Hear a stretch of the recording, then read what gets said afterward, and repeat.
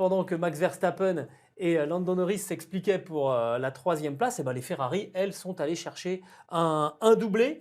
Les Ferrari qui ramènent 55 points du Texas, 12 points de la course sprint, 43 du Grand Prix. C'est d'assez loin le meilleur total cette saison. Et c'est même le plus gros magot jamais décroché par la Scuderia en Formule 1 depuis l'instauration des courses sprint en 2021. Ce qui m'a surtout marqué, Jap, pour parler des Ferrari ce week-end, c'est la régularité. On a vu finalement à peu près toutes les équipes faire le yo-yo des Mercedes qui était assez intéressante vendredi. Alors là, ne plus répondre samedi ni dimanche. On a vu un Max Verstappen souverain samedi et finalement limiter les dégâts pendant le Grand Prix. Ça remet donc l'équipe Ferrari à 48 points par rapport à McLaren, à 8 points seulement de Red Bull pour la deuxième place du classement des constructeurs. Et on a entendu Charles Leclerc dire après la course, mais nous, on y croit encore au titre des constructeurs. Est-ce que c'est possible selon toi? 48 points, ça veut dire qu'il faut reprendre 10 points par Grand Prix à McLaren. C'est possible. Est-ce que j'y crois? Beaucoup moins. Pour deux raisons. La première, c'est que on a vu que l'écart, finalement, tout au long de la saison, entre les trois top teams, il bougeait beaucoup d'un week-end sur l'autre. On va arriver, par exemple, au week-end prochain au Mexique, qui est un circuit particulier par son altitude notamment, où là aussi les performances pourraient bouger.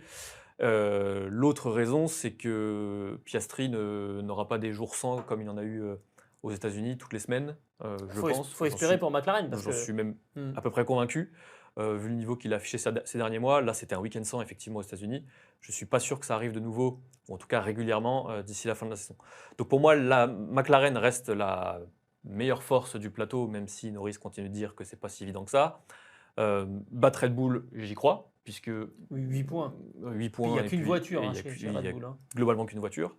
Mais ce qui est intéressant pour Ferrari, c'est quand même qu'elle avait ciblé ce circuit-là comme une espèce de test pour toutes ces évolutions. Un laboratoire. Parce que c'est vrai que c'est un circuit intéressant, il y a des épingles, il y a un l'enchaînement du premier secteur avec des virages rapides, etc.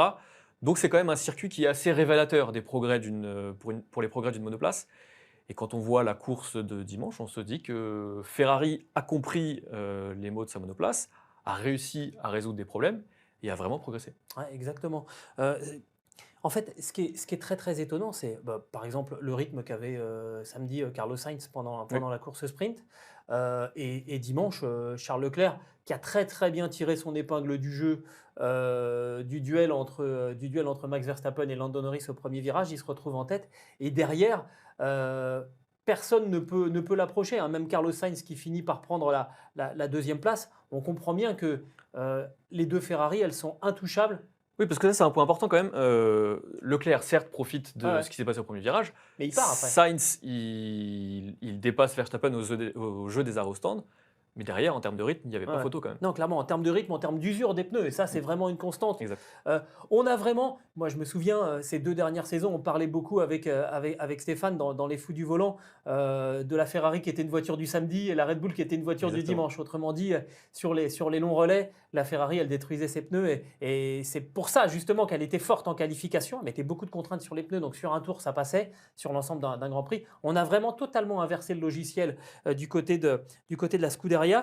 Je te rejoins aussi sur le fait qu'au Mexique, ça va déjà être beaucoup plus compliqué.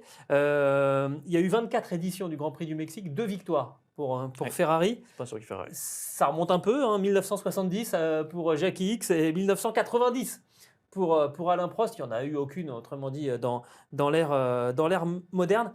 Ce qu'on voit aussi du côté de chez Ferrari, c'est une équipe qui s'étoffe avec du personnel qui arrive régulièrement. Ça, c'est une constante depuis l'arrivée de Fred Vasseur à Maranello, qui reprend aussi confiance en elle-même. C'était pas rare ces dernières saisons de voir des mécaniciens de chez Ferrari les yeux un petit peu écarquillés, toujours soit carrément dans la panique, soit vraiment ultra stressés. Et je trouve que dans leur langage corporel, toute cette équipe, elle s'est transformée. On sent qu'elle est beaucoup plus sereine.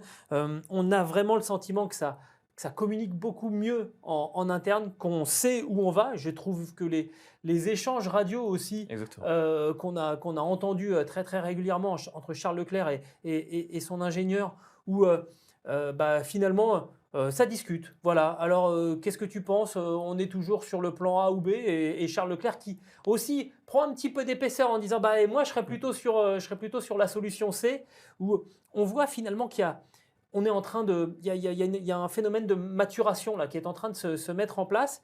Et puis on est arrivé aussi avec du matériel un petit peu plus éprouvé à Austin par rapport aux adversaires.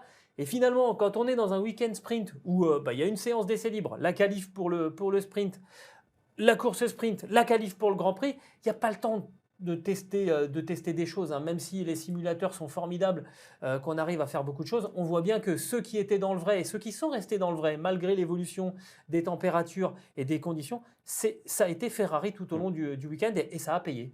Ouais, exactement. Et je te rejoins aussi sur le langage à la fois non verbal, mais aussi verbal. Leclerc, c'est pas quelqu'un qui cache beaucoup son ressenti, Mhm. ou en tout cas, il a du mal à le faire. Ouais. Et C'est ce qui le rend assez sympathique d'ailleurs, hein. exactement. Quand il est déçu, il dit les choses clairement. Ouais, Quand c'est de sa absolument. faute, il le dit Et aussi. là, on sent qu'il y a beaucoup plus de sérénité, beaucoup plus de sourire, beaucoup plus de confiance.